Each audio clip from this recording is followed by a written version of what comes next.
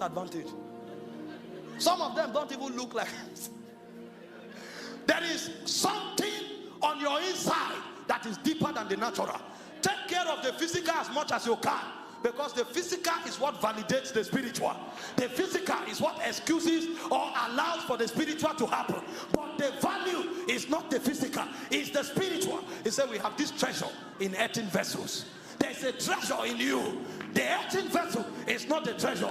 Keep the earthen vessel well so that the treasure can find expression. But over and above the earthen vessel, the treasure must be nurtured.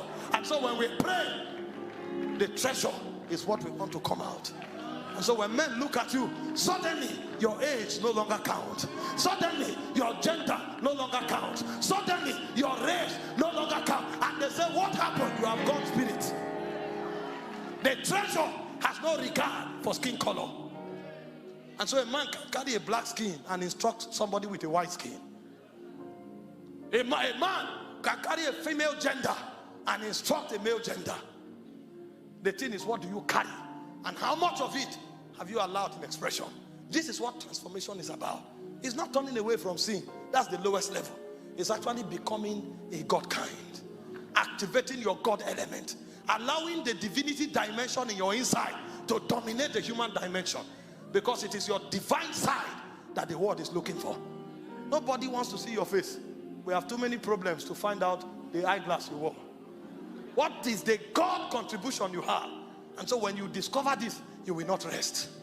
When you discover this, you will labor on the altar until you too, a fragrance begins to come out of your spirit. It's called the second benefit of prayer. It's beyond answers to needs.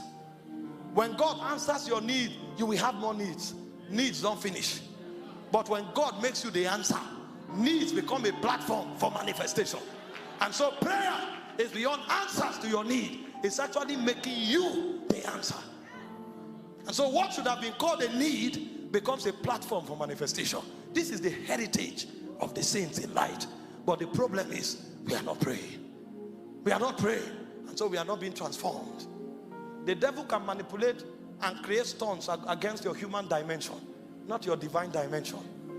And so Paul was counseling in 1 Corinthians 47 to 49. He said, as we have borne the earthly, he said we must also bear the heavenly. And the way he said to bear the heavenly is in 2 Corinthians 5:2. He said, for this cause we groan, that our earthly tabernacle may be overshadowed by our heavenly tabernacle. Paul knew that there's a technology in prayer that changes your humanity to your divine side. And so in Luke chapter 9 verse 28 to 29, he said, as Jesus prayed, the fashion of his countenance was altered. His raiment began to blister. And so the reason Jesus walked on earth as God is not just because he had the DNA of God.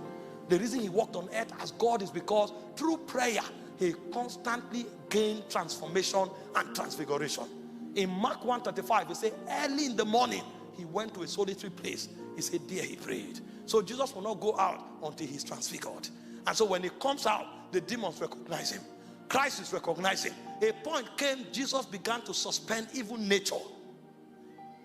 The Bible said he went